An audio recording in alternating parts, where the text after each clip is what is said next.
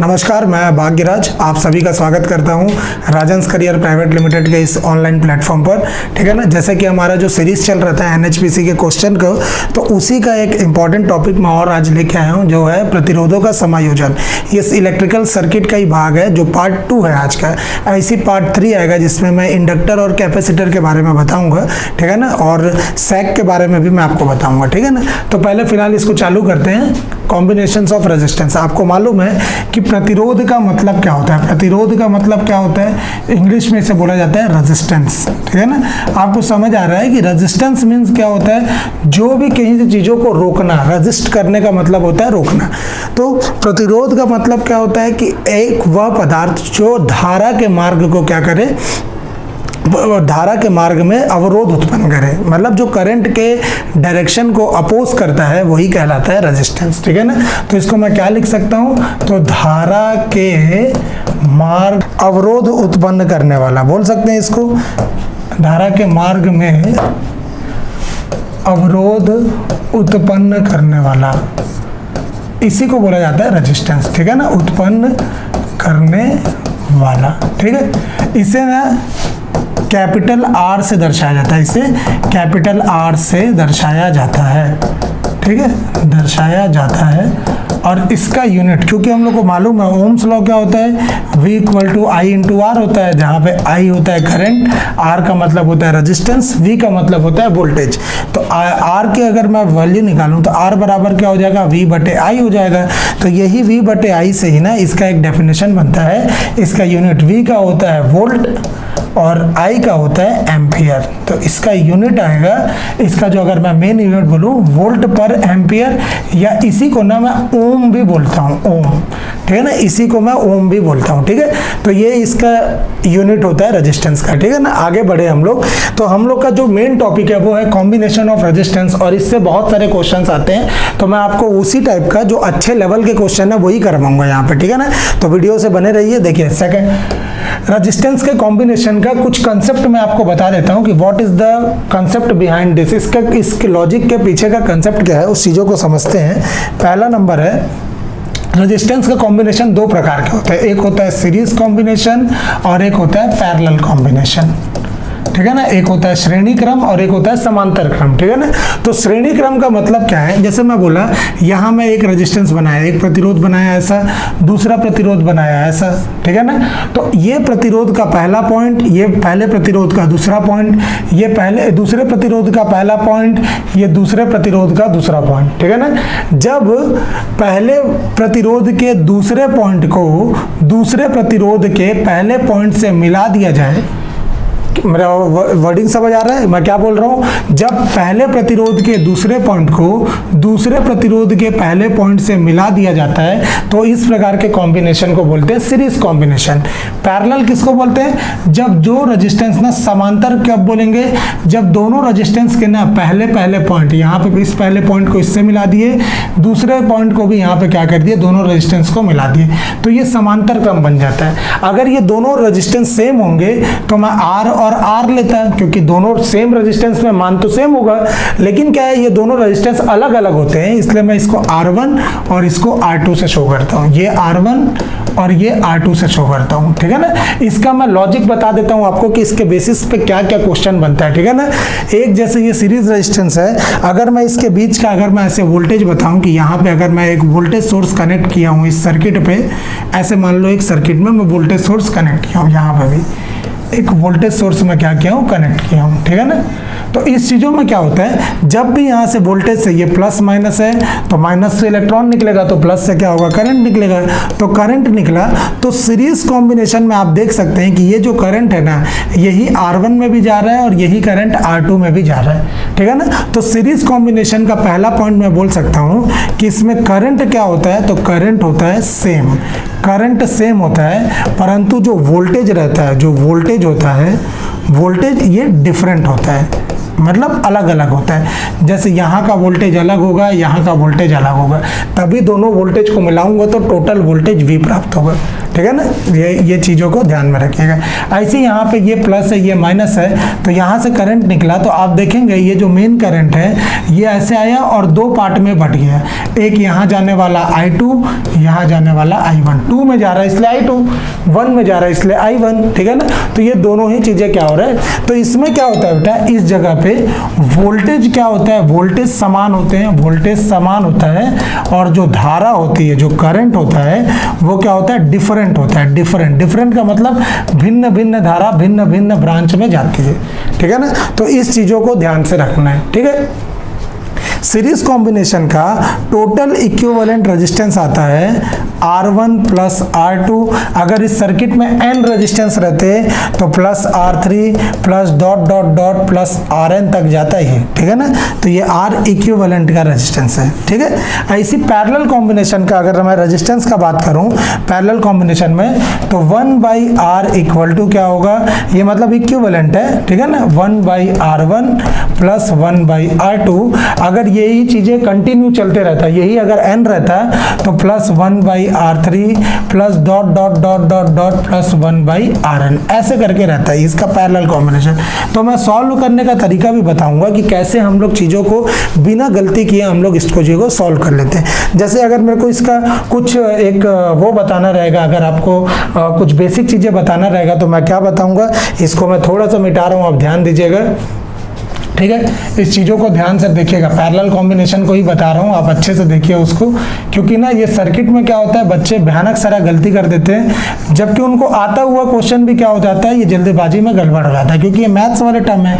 जैसे मैं आपको बोला कि जैसे एक क्वेश्चन लेते हैं, मैं बोला कि 2 ओम और 3 ओम का पैरेलल कॉम्बिनेशन का वैल्यू क्या है, 2 ओम और 3 ओम का, ठीक है ना। तो बच्चे क्या है, यहाँ पे दिख जाता है कि भाई ये R1 का मान है, ये R2 का मान है, तो यहाँ पे हम लोग सॉल्व करते हैं 1/R बराबर 1/R1 प्लस 1/R2, ऐसे सॉल्व करते हैं। तो ये कितना हो जाता है, यहाँ पे 1/R1 की वैल्यू कितनी है, R1 की वैल्यू 1/ कितनी है, 2 प्लस 1/3। तो इसको मैं सॉल्व करूंगा तो पहले ये तो दोनों का एलसीएम लेंगे, 3 और 2 का एलसीएम 6 आता है, तो 2 का 3 बार में 3 का 1 से 3 1 जा 3 प्लस 3 2 जा 2 का 1 से 2, तो ये कितना आ गया 5/6। और ऑप्शन में देख के तुरंत हम लोग क्या कर देते हैं, टिक लगा देते हैं, जो कि ये गलत हो जाता है, क्योंकि बच्चा हम लोग क्या है, ये 1/R की वैल्यू निकाल रहे हैं, हम लोग को इसको पलटना होगा। तो मेन आंसर मेरा क्या आएगा, R इक्वल टू ये क्या हो जाएगा 6/5 ओम इज द करेक्ट आंसर, ठीक है ना। तो इस चीज़ों को ध्यान से रखना, ये सबसे अच्छा तरीका है। आप ये फॉर्मूला भी लगाते हैं, कोई कोई बच्चे लोग क्या है ये फॉर्मूला भी लगाते हैं शॉर्टकट मेथड में, R बराबर R1 into R2 divided by R1 plus R2। ये मेथड गलत नहीं है, ये भी सही है, आप लगाएंगे आपका आंसर सेम आएगा।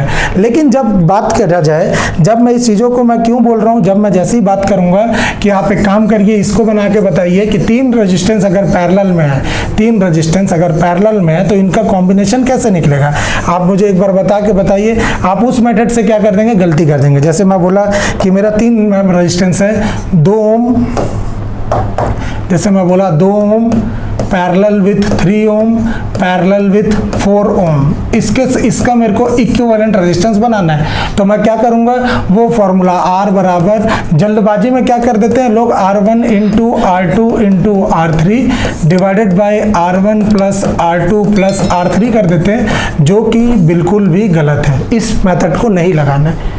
अब इसको बनाने का तरीका कैसा है, मैं आपको क्या बताया, एकदम आराम से एकदम अच्छे से इसको प्यार से बनाना है, चीज़ें बनेगा, ठीक है ना।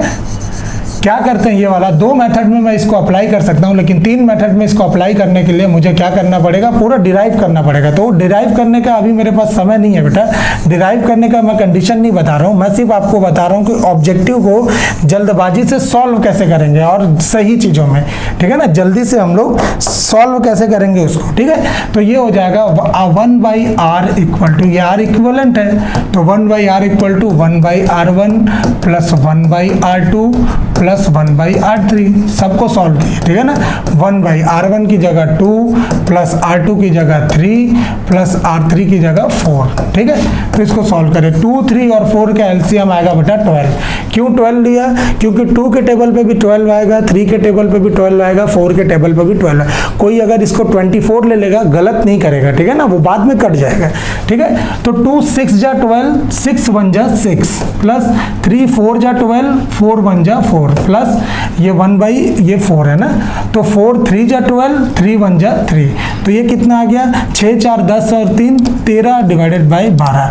तो ये 1/R की वैल्यू है बेटा, ये 1/R की वैल्यू है। तो हम लोग का मेन आंसर क्या होगा बेटा, R इक्विवेलेंट इक्वल टू, इसको पलट देंगे 12 डिवाइडेड बाय 13 ओम, ठीक है ना, ये मेरा आंसर आ जाता है, ठीक है। अभी इसी टाइप का एक क्वेश्चन आया था आईटीआई ट्रेनिंग ऑफिसर में, जिसमें मैक्सिमम लोग गलती कर दिए थे, 1/R तक तो लाए, यही इसका ये 1/R ही होता है कंडक्टेंस। इसके बारे में बताऊंगा कि चालकता होता क्या है, प्रतिरोध, प्रतिरोधकता, चालक और चालकता के बीच का मैं डिफरेंस भी बताऊंगा। पहले आप इस चीजों को ध्यान से देखिए कि मैं कर क्या रहा हूँ, ठीक है ना। अब इसी लॉजिक के बेस पे जो प्रीवियस ईयर में आए हुए क्वेश्चन है उसको सॉल्व करते हैं। जैसे क्वेश्चन नंबर 1 क्या दिया, देखिए लिखा है the total resistance of 3 6 ohm resistors connected in parallel. देखो क्या बोला है, क्या बोला है, 3 6 ओम के रेजिस्टेंस, 3 6 ओम का रेजिस्टेंस का मतलब क्या है, एक रेजिस्टेंस, 2 रेजिस्टेंस और ये 3 रेजिस्टेंस। 3 6 ओम के रेजिस्टेंस जब पैरेलल में कनेक्ट हैं तब मेरा इक्विवेलेंट कैसे आएगा, तो मैं क्या बताया था पैरेलल में कॉम्बिनेशन में 1/R equivalent equal to 1/R1 plus 1/R2 plus 1/R3, ये बताया था, ठीक है ना। सभी को सॉल्व करते हैं, ये कितना हो जाएगा, अगर मैं इसको सॉल्व करूंगा 1/R1 R2 R3 सभी की जगह क्या है, R1 R2 R3 की जगह क्या है 1/R1 की जगह क्या दिख रहा है, कहाँ गया 6 है, प्लस R2 की जगह भी 6 है, प्लस R3 की भी जगह भी 6 है, तो 6 ही है ना, तो कोई दिक्कत नहीं। यहाँ पे क्या किए, ये 6 6 6 का एलसीएम 6 आया, 6 1 जा 1 1 जा 1 प्लस 6 1 जा 1 1 जा 1 प्लस 6 1 जा 1 1 जा 1, कितना आएगा 3 डिवाइडेड बाई 6, तो ये कटा 3 1 जा 3, 3 2 जा 6, तो 1/R की वैल्यू आई 1/2। तो इसको पलट देंगे, R इक्वल टू क्या हो जाएगा 2, क्योंकि भाई LHS साइड को पलट रहे हैं तो RHS को भी पलटना पड़ेगा। तो ये मेरा कौन सा ऑप्शन है, option number C is correct answer, ठीक है ना। फिर नेक्स्ट बढ़ते हैं, ठीक।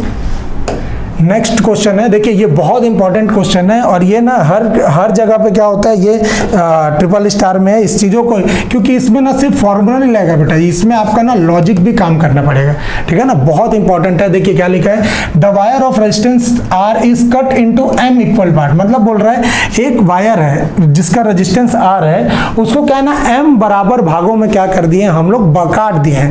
M बराबर भागों में काटने का मतलब है कि ये इसको ना बराबर भाग में काट दिए, तो इसका मतलब है अगर किसी भी वायर को ना, जैसे ये वायर है, इसको मैं ऐसे बराबर भाग में काट दिया, तो इसका मतलब क्या हो जाएगा कि पहले का रेजिस्टेंस क्या हो जाएगा R/M, जितने भाग में कट रहा है डिवाइडेड बाई M करूंगा तो वो उसका कुल प्रतिरोध कहलाएगा। ये क्या होगा, कुल प्रतिरोध। कुल प्रतिरोध का मतलब पहले भाग का प्रतिरोध क्या हो जाएगा R/M, दूसरे भाग का भी प्रतिरोध R/M, तीसरे भाग का भी प्रतिरोध R/M, ऐसे बोल रहा है M भागों में काटा गया, M भागों में, ठीक है ना। तो मेरे को बताना है कि R then connected in parallel, अगर ये पैरेलल में समांतर में कनेक्ट है तो इनका कुल प्रतिरोध कितना होगा। ये इंपॉर्टेंट क्वेश्चन है बेटा, SSC JEE में भी पूछा हुआ है, NHPC के प्रीवियस ईयर से आप क्वेश्चन उठाएंगे तो आपको इस टाइप का क्वेश्चन मिलेगा। सीरीज और पैरेलल कॉम्बिनेशन ये दिखता बहुत आसान है बेटा, लेकिन इसमें सबसे ज्यादा मिस्टेक भी इसी में होता है, इसीलिए इस टाइप का क्वेश्चन मैं यहाँ पे आपको डाल के करा रहा हूँ, ठीक है ना। ध्यान से देखिएगा ये क्या हो रहा है, जो मैं कंसेप्ट बताने जा रहा हूँ अच्छे से समझिए बेटा, है ना। जैसे मैं बोला कि ना अगर मेरे पास 3 रेजिस्टेंस है समान प्रतिरोध वाले, मतलब 3 रेजिस्टेंस है, जैसे देखिए मैं इसको सॉल्व करता हूँ, ठीक है ना, इसको मैं सॉल्व कर रहा हूँ। जैसे मैं बोला कि ना जैसे 1/3 प्लस 1/3 प्लस 1/3 को अगर मैं सॉल्व करूंगा तो कैसे सॉल्व करूंगा इसको, 3 3 3, है ना। इसको सॉल्व करने पे क्या आया 3, और ये 1 प्लस 1 प्लस मिलके 3, तो ये तो 1 आ गया।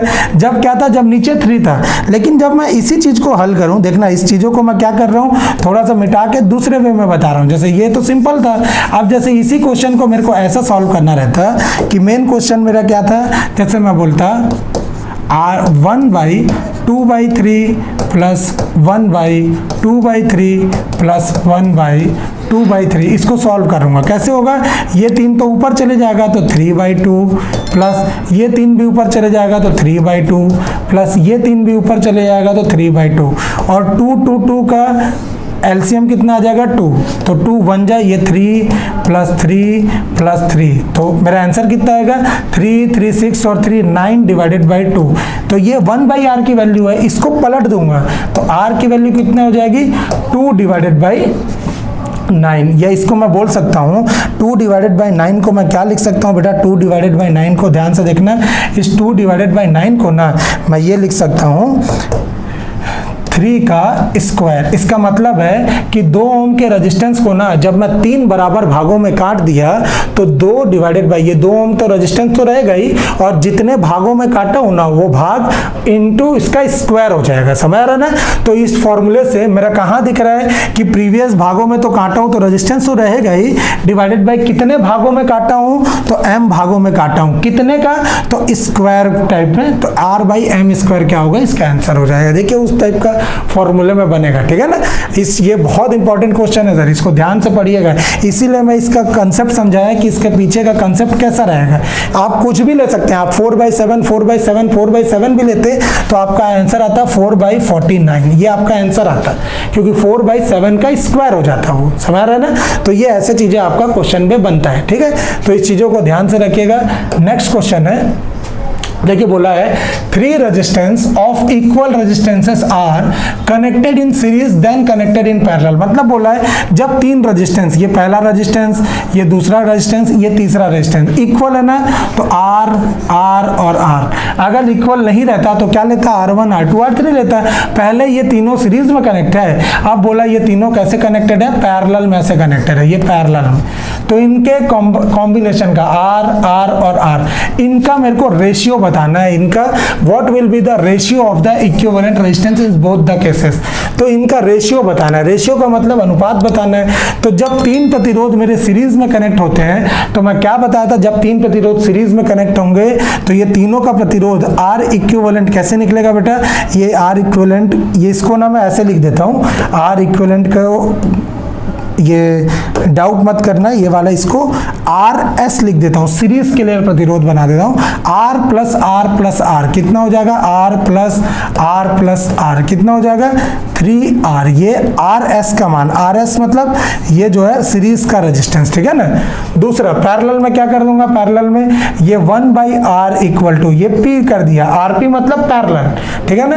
ये कितना हो जाएगा 1/R plus 1/R plus 1/R। तो इसको सॉल्व करूंगा, R R R का कॉम्बिनेशन R, ठीक है ना, जो एलसीएम आएगा R 1 जा 1 1 जा 1 प्लस 1 प्लस 1, तो ये कितना हो जाएगा 3/R।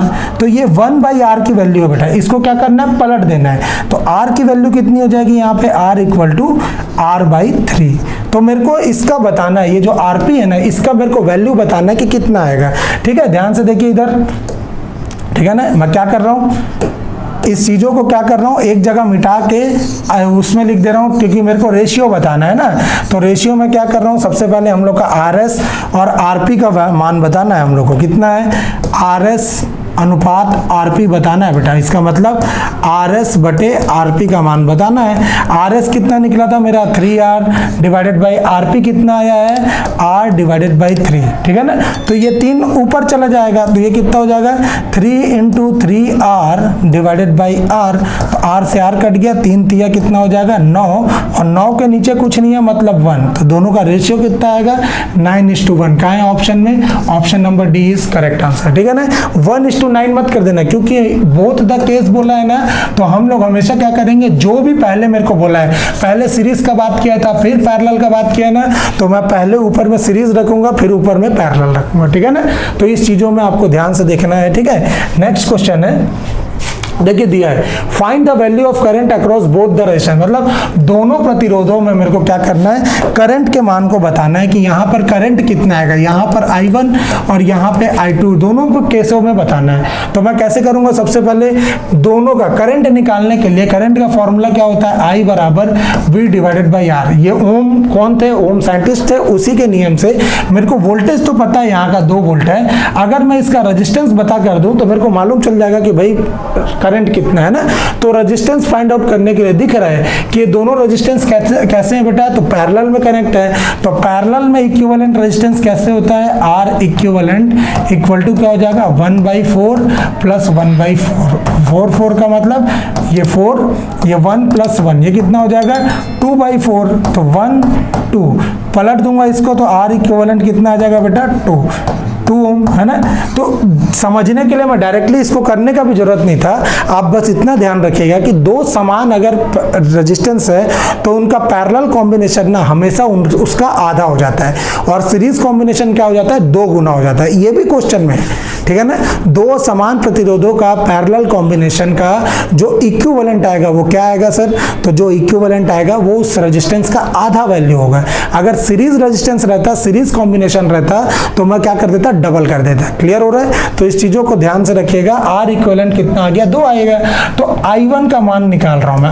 I1 का मतलब क्या है, यहाँ का करंट वोल्टेज ये है, मतलब वोल्टेज ये है और रेजिस्टेंस ये है, तो I1 कैसे निकलेगा बेटा, I1 आ जाएगा टोटल, पहले तो टोटल वोल्ट करंट निकाल लेता हूं। टोटल करंट कैसे निकलेगा, टोटल करंट यहाँ पे ये टोटल करंट निकाल लेता हूँ ना, ठीक है ना। कैसे निकलेगा, I equal to V by R से, V कितना दिया है 2, और अभी हम लोग टोटल वोल्ट करंट रेजिस्टेंस निकाले 2, तो 2 से 2 कट गया, कितना आ गया 1 एम्पियर।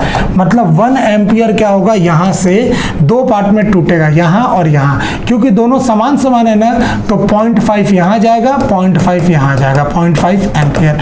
तो ये दोनों का आंसर कितना आएगा 0.5। अलग अलग रहता तो मैं अलग अलग निकालता, लेकिन क्या समान रेजिस्टेंस है, अब भाई 2 समान है तो क्या होगा, करंट भी बराबर भागों में बढ़ जाएगा। तो 1 एम्पियर का करंट कितना होगा 0.5, ठीक है ना। तो ये थे कुछ महत्वपूर्ण क्वेश्चन सीरीज और पैरेलल रेजिस्टेंस के। अब इसके बाद मैं आपको इंडक्टेंस और कैपेसिटेंस के बारे में बताऊंगा, और सैग के बारे में भी मैं बताऊंगा। आपके लिए सैग के लिए एक इंपॉर्टेंट क्वेश्चन, मैं पूरा एक सेट 10 से 12 क्वेश्चन का सेट बता दूंगा, उसके लॉजिक बता दूंगा कि किस टाइप का क्वेश्चन रहता है, ठीक है ना। तो चैनल को जुड़ने के लिए बहुत बहुत शुक्रिया। इस चैनल को सब्सक्राइब करें, लाइक करें और शेयर करें। धन्यवाद।